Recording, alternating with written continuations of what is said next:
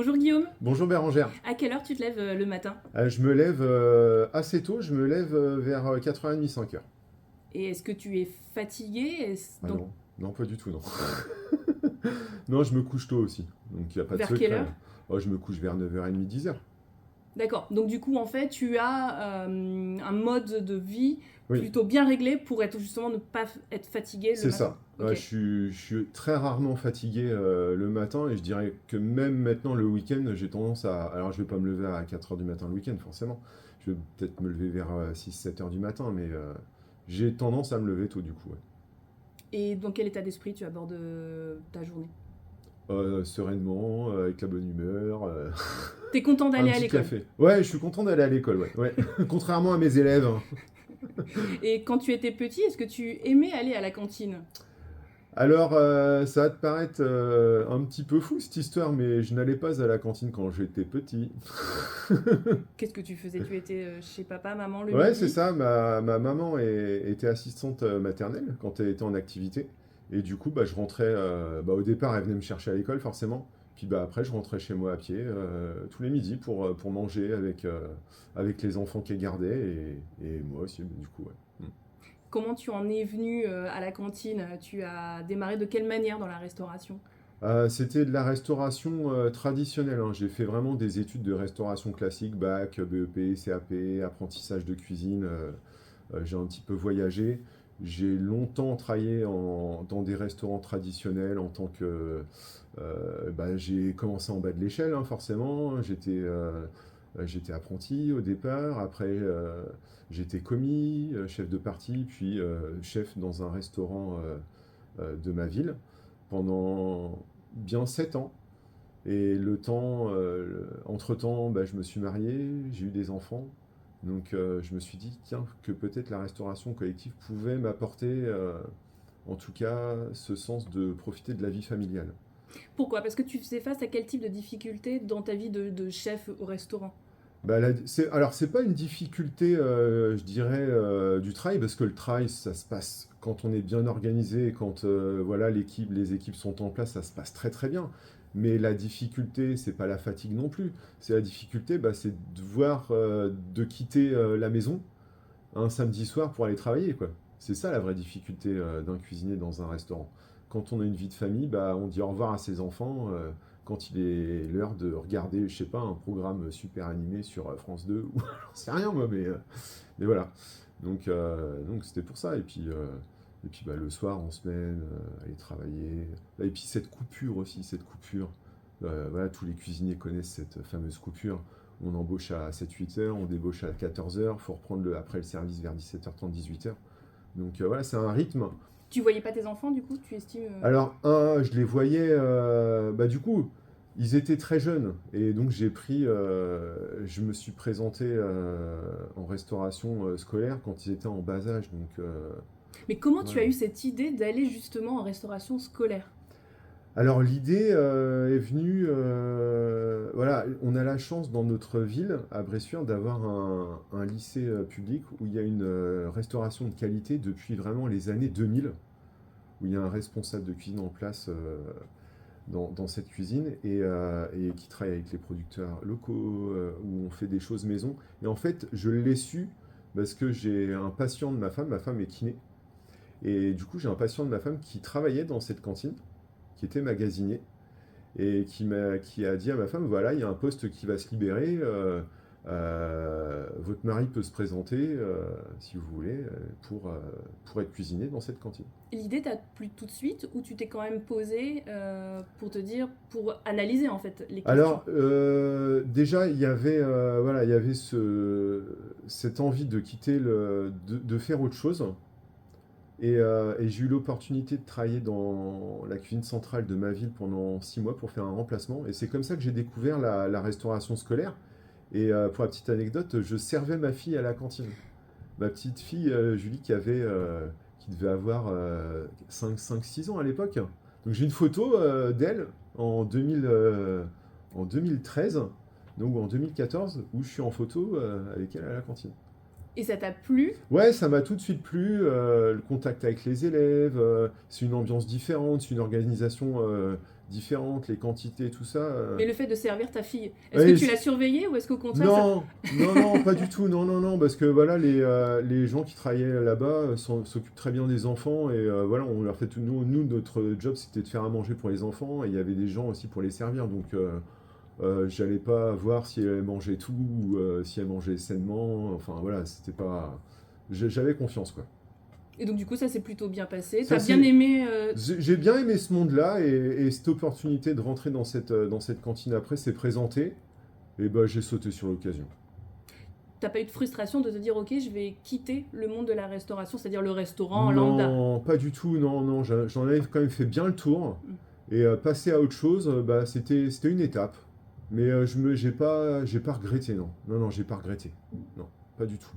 Alors après, évidemment, les salaires sont un petit peu inférieurs que dans le privé.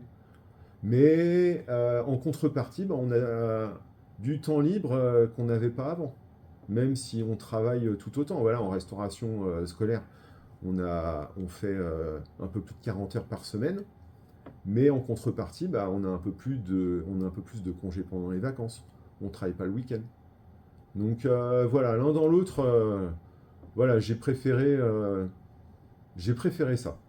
Tu t'y es retrouvé tout de suite justement sur ce Oui. bien-être au travail? Ah ouais, je m'y suis retrouvé, bah oui, oui, oui, c'est clair. Ouais, ouais, ouais. C'est-à-dire que tu parlerais d'une vocation carrément quand tu as commencé les premiers jours à la cantine ou... Alors, pas d'une vocation forcément, mais je me sentais bien en allant à la cantine. Donc voilà. Après, j'ai fait. Bah, les années passent et puis on s'habitue à ce qu'on fait. Et puis bah voilà, ça se passe bien depuis 10 ans maintenant que j'y suis. C'est super. Au départ, est-ce que tu as été déçu de certaines choses, de ce que tu as découvert, notamment dans les cuisines? Est-ce que tu avais à disposition des appareils, des ingrédients de qualité?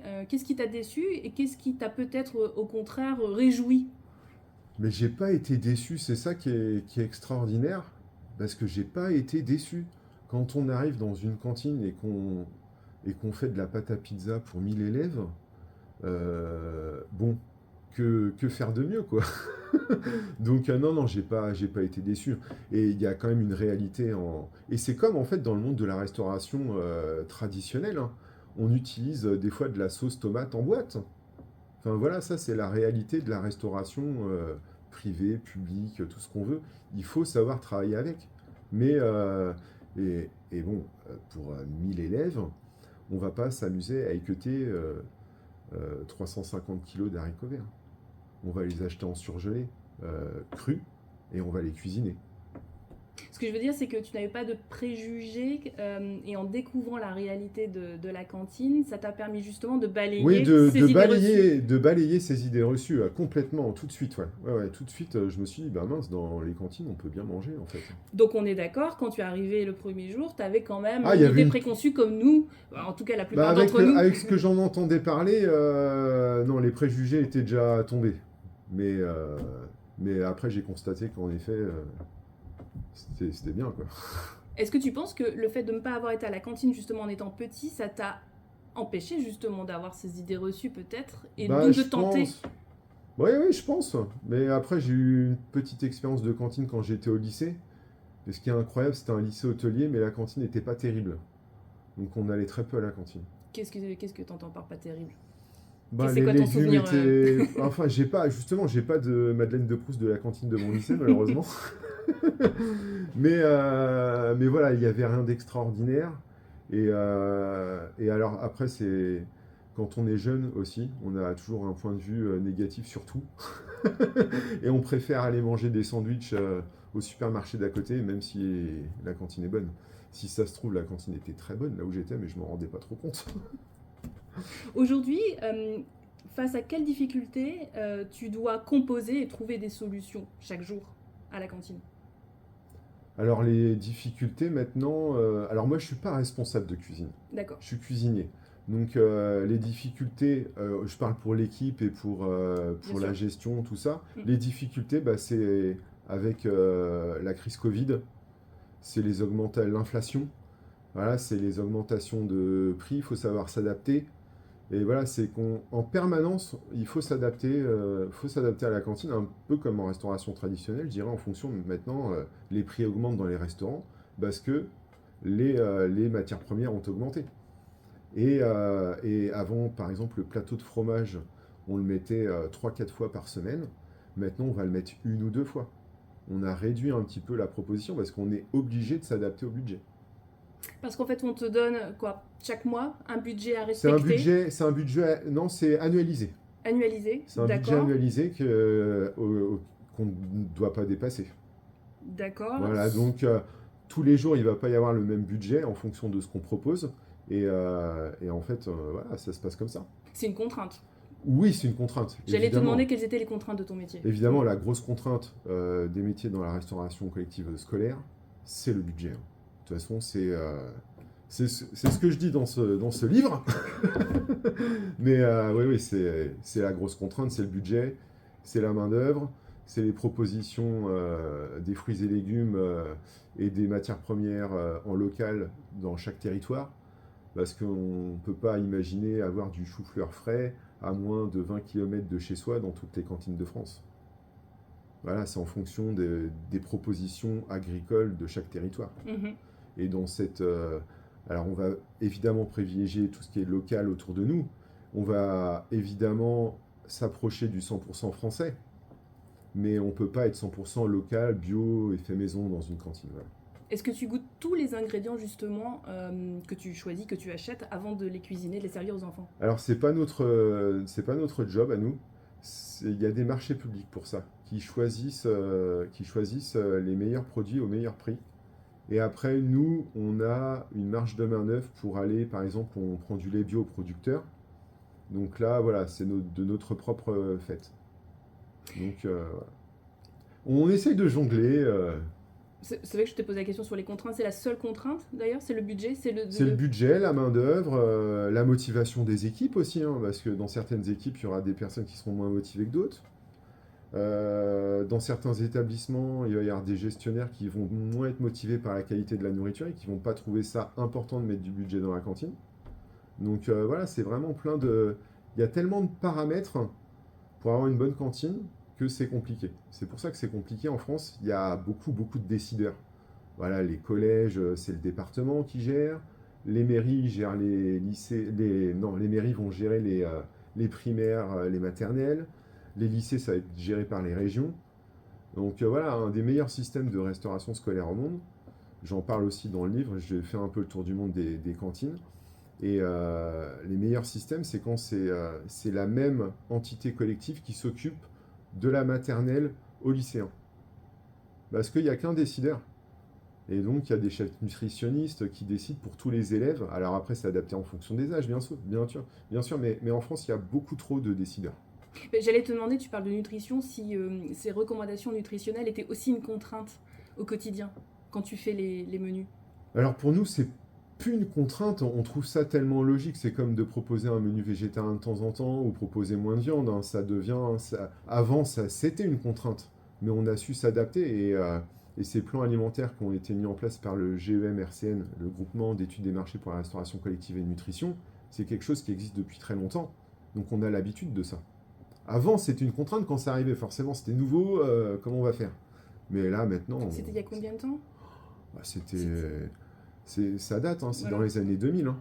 Oui, c'est ça. Je retrace toute l'histoire de la cantine. Vous saurez tout. Est-ce que, Pardon. est-ce que tu disposes d'assez de moyens pour servir des repas aux enfants qui te plaisent, tant d'un point de vue gustatif que nutritionnel? Oui, oui, oui, c'est pas une question de moyen de servir du bon à la cantine. Une pizza, quelque chose de fait maison va coûter évidemment moins cher qu'un plat tout préparé. Voilà, tout simplement. Mais alors, j'ai envie de te dire, pourquoi pas toutes les cantines ne servent justement d'une pizza faite maison, Parce entre qu'on guillemets? on n'a pas tous les mêmes moyens, on en revient toujours à ce sujet-là. Et il faut savoir aussi qu'en France, il y a une grosse centralisation de la restauration scolaire. Et ces centrales, ces cuisines centrales, j'en parle un petit peu aussi, mais on ne peut pas les supprimer. C'est des structures qui existent. Et voilà, moi j'ai été visiter une très grosse centrale sur Paris il y a un ou deux mois de ça. Et ils arrivent à faire des pommes de terre fraîches. Ils arrivent à produire des gâteaux faits maison. Mais à côté de ça, bah, évidemment, le poisson va être surgelé. C'est 57 000 repas. Vous imaginez bien que du jour au lendemain, on va pas claquer les doigts et dire on va supprimer toutes les centrales en France. Donc voilà, c'est des réalités qui existent en France. On est obligé de s'adapter et on peut toujours faire mieux, mais on va pas réussir dans les cantines en France à faire du 100% bio local et maison. Ça va pas se Jamais. passer. Ou alors dans un monde utopique, oui. Dans un monde utopique où vraiment on reverrait tout le système, on repartirait de zéro, on multiplierait les budgets par 5. Pourquoi? Parce que la cantine doit être aussi quelque chose de rentable pour une communauté Alors locale? non, une cantine n'est jamais rentable. Ok. Dans la fonction, dans le service public en tout cas, une cantine n'est pas rentable. Elle va devenir rentable quand on passe dans des restaurations plus privées, dans les écoles privées, où il y a des collectivités aussi qui font appel à des sociétés de restauration. Il y a une rentabilité qui rentre en jeu, évidemment. D'accord, parce que tu m'as tout expliqué voilà, autour des centrales d'achat, Ouais. etc. Ouais. Mais c'est vrai que je pense qu'on n'arrive pas à cerner pourquoi à la cantine ce n'est pas bon. Pourquoi on est forcément obligé d'avoir du surgelé, pas bon parce qu'il y a Oui. du surgelé, Oui. qualitatif. Ah, il y a des légumes surgelés qui sont qualitatifs, hein, ça tout à fait, on est d'accord, il y a des produits surgelés qui sont excellents à cuisiner, ça, et il faut s'en servir, bien fort heureusement. Et voilà, mais j'ai beaucoup de témoignages d'autres cantines qui sont très très bonnes en France, hein. Donc ça marche, hein. Ça marche, hein. Mais Mais alors, donc, pas partout. donc, est-ce que toi tu connais le secret justement de ces cantines pas bonnes? Le pourquoi du comment? Mais voilà, on en revient toujours au budget, aux décisions politiques, voilà, C'est-à-dire qu'on quoi, on prend en fait un produit. Tu parlais du chou-fleur. Oui, C'est quoi? C'est le chou-fleur qu'on a congelé trop tôt, cultivé, récolté trop tôt, surgelé. non, c'est vraiment, c'est tellement complexe, hein, D'accord. que j'ai pas la solution, hein. Non, J'ai non. pas écrit ce livre pour vous donner une solution, comment avoir des... Moi, je fais un constat. Ouais.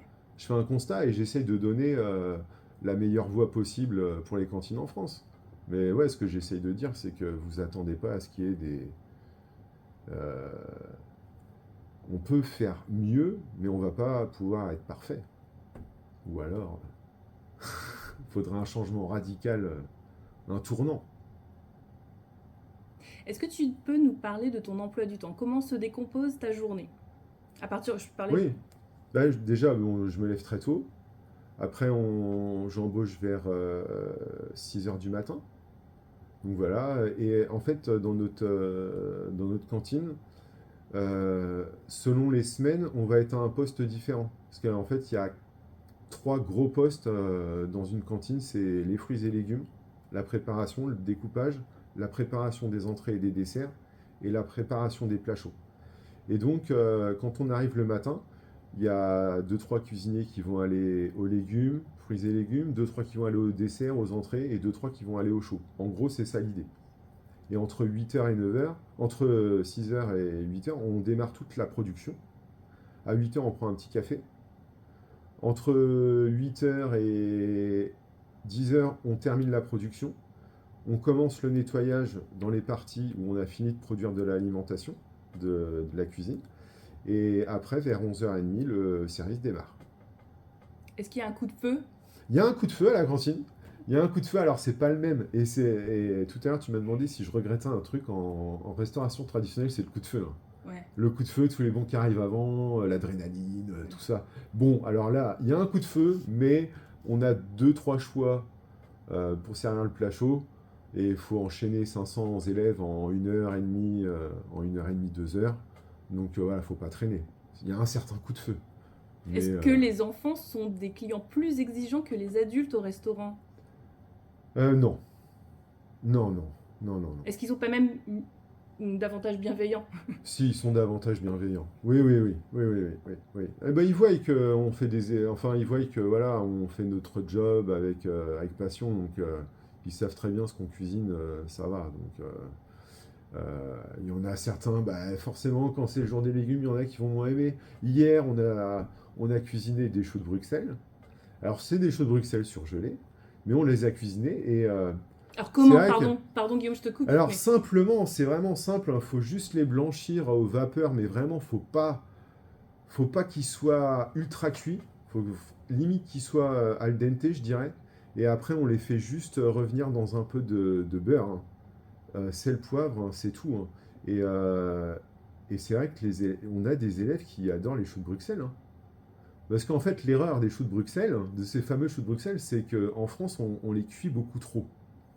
Et pour la petite anecdote, en Angleterre, ils sont fans de choux de Bruxelles.